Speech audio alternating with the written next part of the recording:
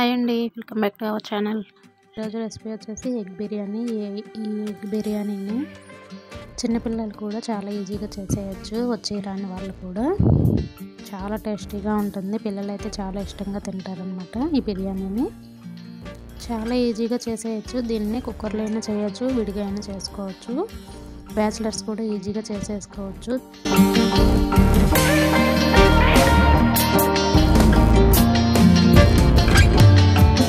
అది ఎలా చేయాలో చూసేద్దాం. ఇక్కడ దానికోసం అయితే నేను 5 గుడ్లను అయితే పొయ్యి మీద పెట్టేసి ఉడుకుతూ ఉన్నాను అనమాట. శుభ్రంగా కడిగేసి ఉడకబెట్టుకుంటూ ఉన్నాను. ఇక్కడ ఇవి రెడీ అయ్యేలోపు రైస్ని అయితే కడిగి పక్కన పెట్టేసుకుందాం. బాస్మతి రైస్ని అయితే తీసుకున్నాను. నార్మల్ రైస్తో అయినా వండుకోవచ్చు అనమాట. ఇది ఇక్కడ మనం ఎంత అయితే క్వాంటిటీ చేయాలనుకుంటున్నామో అంత. ఇక్కడ నేను 2 గ్లాసులు అయితే తీసుకుంటూ ఉన్నాను అనమాట. బాస్మతి రైస్ తీసుకున్నాను. నార్మల్ రైస్తో కూడా చేసుకోవచ్చు ఈజీగా. ఏమైతే కడిగి పక్కన పెట్టేసుకున్నాను. ఇప్పుడైతే మసాలా ప్రిపేర్ చేసుకున్నాము. దానికోసం అయితే ఒక వెడల్పాటి పాన్ పెట్టేశాను. దాంట్లో ఆయిల్ అయితే యాడ్ చేసుకున్నాను. ఆయిల్ కొంచెం ఎక్కువే పడుతుందండి. ఆయిల్ సరిపడా యాడ్ చేసుకొని ఆయిల్ హీట్ అయిన తర్వాత బిర్యానీ దినుసులు అయితే యాడ్ చేసుకున్నాను. 2 బిర్యానీ ఆకులు, షాజీరా, మిరియాలు, చెక్క, మొగ్గ, లవంగ మొగ్గలు అన్నీ మన దగ్గర ఏమేమి ఉంటాయో మీ దగ్గర అవన్నీ యాడ్ చేసేసుకోండి. నా దగ్గర ఉన్న మట్టుకి వేసాను. చెక్క, మొగ్గ, ఇలాచి ఇవన్నీ. వీటిని ఇప్పుడైతే బాగా ఫ్రై చేసుకోవాలి. బిర్యానీ దినుసులు అన్నీ బాగా ఫ్రై అయిన తర్వాత ఒక 2 మీడియం సైజు ఉల్లిపాయలు అయితే ఇలా పొడవుగా కట్ చేసుకొని యాడ్ చేసుకోవాలి అదే ఆయిల్లో. ఇప్పుడు ఆనియన్ కూడా బాగా ఫ్రై చేసుకోవాలి. బాగా గోల్డెన్ కలర్ వచ్చే వరకు ఫ్రై చేసుకోవాలన్నమాట. వీటిని చూసారు కదా, ఇలా ఫ్రై చేసుకోవాలి. కలుపుకుంటూ ఫ్రై చేసుకోవాలి ఉల్లిపాయలని, లేదంటే ఒక వైపు మాడిపోతాయి. ఇప్పుడు ఉల్లిపాయ బాగా ఫ్రై అయిన తర్వాత 2 స్పూన్స్ అల్లం వెల్లుల్లి పేస్ట్ అయితే వేసుకున్నాను. ఇది కూడా పచ్చివాసన పోయే వరకు ఫ్రై చేసుకోవాలి. ఇప్పుడు ఇలాగ కలుపుకుంటూ ఫ్రై చేసుకోవాలి, లేదంటే అడుగంటుతుందండి. అల్లం వెల్లుల్లి పేస్ట్ వేసాం కదా. ఆయిల్ సరిపోకపోతే ఇంకొంచెం యాడ్ చేసుకోండి. ఇప్పుడు దీంట్లో ఒక పెద్ద టమాటా సన్నగా ముక్కలు కట్ చేసుకొని దాన్ని అయితే యాడ్ చేసుకుంటున్నాను. చూడండి, చిన్నవైతే 2 యాడ్ చేసుకోండి, పెద్దదైతే 1 యాడ్ చేసుకున్నాను నేను. ఇప్పుడు దీన్ని కూడా బాగా మొత్తం మిక్స్ చేసేసి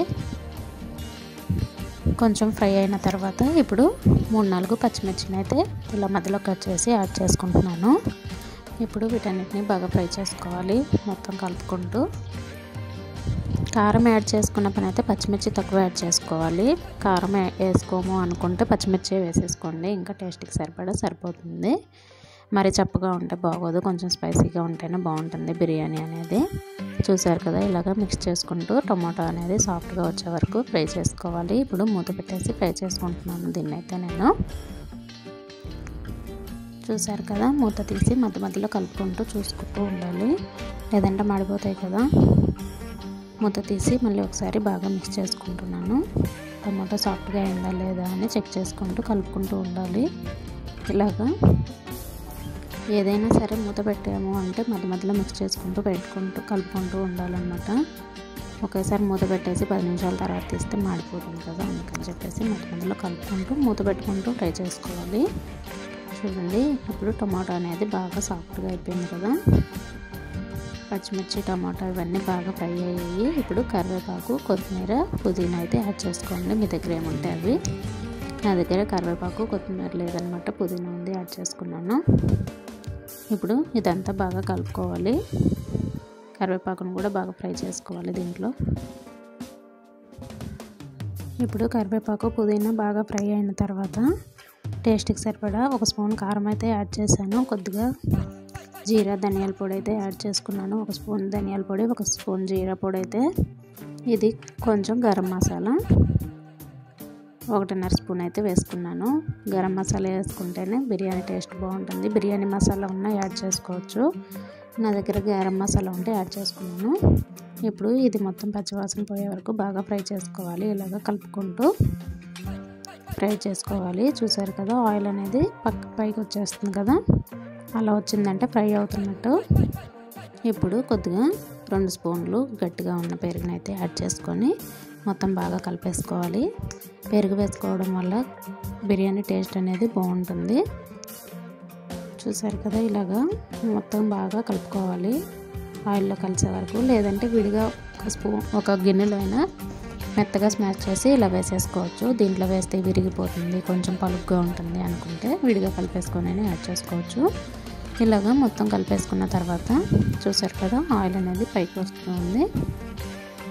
మసాలాలు కూడా బాగా ఫ్రై అయిపోయినాయి. ఇప్పుడు ముందుగా ఉడకబెట్టుకున్న ఎగ్స్కి అయితే ఘాట్లు పెట్టుకోవాలి. చుట్టూతా 2-3 ఘాట్లు పెట్టుకొని ఇలాగా మసాలాలు అయితే యాడ్ చేసుకోవాలి. మనం ఎన్ని ఎగ్స్ అయితే ఉడకబెట్టుకున్నామో అన్నీ దీంట్లో యాడ్ చేసుకొని ఇలాగా మొత్తం బాగా కలుపుకోవాలి. మసాలా మొత్తం ఎగ్స్కి పట్టేలాగా స్లోగా తిప్పుకుంటూ ఉండాలి. ఎగ్స్ ఉడికినాయి కాబట్టి పాడైపోతాయి అన్నమాట. ఎక్కువ తిప్పేసామనుకో స్లోగా ఇలాగా తిప్పుకుంటూ మసాలా పట్టించాలి ఎగ్స్కి మొత్తం. ఇలా మొత్తం మసాలా పట్టించిన తర్వాత ఎగ్స్కి మూత పెట్టేసి మధ్యలో తిప్పుకుంటూ 2-3 మినిట్స్ అలాగా మసాలా పట్టించాలన్నమాట. ఎగ్స్కి ఫ్రై చేసామనుకో ఎగ్స్ అనేవి మసాలాలో బాగా ఫ్రై అవుతాయి. 2-3 మినిట్స్ తర్వాత మూత తీసి చూసాను. చూడండి, మళ్ళీ ఒకసారి కలుపుకున్నాము వీటిని అయితే. ఇప్పుడు ఒక సైడే ఫ్రై అయ్యి ఉంటాయి కదా, కింద వైపే చూసారు కదా, మళ్ళీ తిప్పుకున్నాం అనుకో 2 వైపులు బాగా ఫ్రై అవుతాయి. మసాలా అలా 5-6 నిమిషాలు బాగా ఫ్రై అయిన తర్వాత ఎగ్స్ని అయితే తీసి ఒక ప్లేట్లో పెట్టేసుకోవాలి పక్కన. చూసారు కదా, ఎగ్స్ మొత్తం తీసేసాను, ఒక పక్కన పెట్టేసుకోవాలి. ఇప్పుడు దీన్ని మొత్తం ఒకసారి మిక్స్ చేసుకున్నాము. అడుగంటుంటుంది కదా ఎగ్స్తో పాటు. ఇప్పుడు దీంట్లో అయితే రైస్ కడిగి పెట్టాను కదా, ఆల్రెడీ నానున్నాయి కదా, దాంట్లో అయితే 1 గ్లాస్ పోసాను. 2 గ్లాసులకి 4 గ్లాసులు అయితే వాటర్ యాడ్ చేసుకోవాలి. 1 గ్లాస్ బాస్మతి రైస్కి 2 గ్లాసులు చొప్పున కరెక్ట్గా కొలత తీసుకొని, ఆల్రెడీ 1 గ్లాస్ బియ్యంలో వేసాను కదా నేను, అందుకని ఇక్కడ 3 గ్లాసులు అయితే వేసాను. వాటర్ పోసాక ఒకసారి బాగా మిక్స్ చేసుకోవాలి, ఇలాగ కలుపుకోవాలి. ఇప్పుడు సాల్ట్ అయితే యాడ్ చేసుకోవాలి. టేస్ట్కి సరిపడా టేస్ట్ చూసుకొని యాడ్ చేసుకోండి. మళ్ళీ ఎక్కువైపోతే ఇబ్బంది అయిపోతుంది, తక్కువైనా పర్లేదు. మళ్ళీ రైస్ వేసేటప్పుడు యాడ్ చేసుకోవచ్చు, తక్కువైనా ఏం కాదు. ఇప్పుడు మొత్తం కలిపేసి ఉప్పు వేసాం కదా, కలిపేసిన తర్వాత మూత పెట్టేసి ఎసరు కాగే వరకు ఉంచుకోవాలన్నమాట.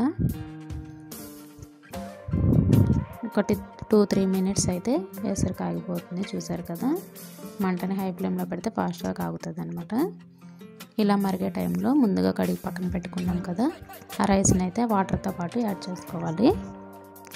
ఇలాగా గరిటెతోటి పల్చగా యాడ్ చేసుకోవాలి రైస్ని. రైస్ మొత్తం ఇలాగా గరిటెతోటి పల్చగా యాడ్ చేసుకున్న తర్వాత మనం పోసాము కదా వాటర్, అది కూడా యాడ్ చేసేసుకోవాలి. రైస్ మొత్తం యాడ్ చేసుకున్న తర్వాత ఇలాగా మొత్తం బాగా మిక్స్ చేసుకొని ఇప్పుడు టేస్ట్ చూసుకొని సాల్ట్ సరిపోకపోతే యాడ్ చేసుకోవచ్చు. కారం కూడా యాడ్ చేసుకోవచ్చు లైట్గా. కారం ఎక్కువైనా మరీ బాగోదులేండి, ఎలాగో ఏదో కర్రీ వేసుకుని తింటాం కాబట్టి. ఇప్పుడు మూత పెట్టేసి మంటని మీడియం ఫ్లేమ్లో పెట్టి ఉడికించుకుంటూ ఉండాలి. మధ్యలో కలుపుతూ. చూసారు కదా, మంటనైతే మీడియం ఫ్లేమ్లో పెట్టి ఇలా వచ్చే వరకు ఉడికించుకున్నాను. ఇప్పుడు మళ్ళీ ఒకసారి స్లోగా కలుపుకోవాలి. గట్టిగా అంటే ఫోర్స్గా తిప్పేసామనుకో కొంచెం బియ్యం అనేవి ఇరిగిపోతాయి కదా, అందుకని లైట్గా కలుపుకోవాలి. ఇలా ఉన్నప్పుడు కొంచెం కొత్తిమీర పుదీనా అయితే యాడ్ చేసుకున్నాను. ఆల్రెడీ ఇందాక మసాలాలో పుదీనా అయితే యాడ్ చేసుకున్నాం కదా. ఇప్పుడు వాటర్ ఇలా ఉంటాయి కదా లాస్ట్ స్టేజ్కి వచ్చి, అలాంటప్పుడు ముందుగా మసాలాలు ఫ్రై చేసుకున్నాం కదా ఎగ్స్ని అయితే ఇలాగా పల్చగా యాడ్ చేసుకొని అక్కడొకటి చూడండి మొత్తం అయితే యాడ్ చేసుకున్నాను. ఇప్పుడు వీటిని కొంచెం లోపలికి వెళ్ళేలాగా ఇలాగా కొంచెం అలాగ సైడ్కి కలుపుకుంటే సరిపోతుంది. కొంచెం లోపలికి వెళ్తాయి, దీంట్లో కూడా మళ్ళీ ఉడుకుతాయి అన్నమాట ఎగ్స్ అనేవి. చూడండి, ఇలా పెట్టేసిన తర్వాత మూత పెట్టేసుకొని స్టవ్ని లో ఫ్లేమ్లో పెట్టుకోవాలి. ఇప్పుడైతే హై ఫ్లేమ్లో పెట్టామనుకో మాడిపోతుంది. చూడండి, బిర్యానీ అయితే రెడీ అయిపోయింది. చూసారు కదా, పొడి పొడిగా వచ్చింది.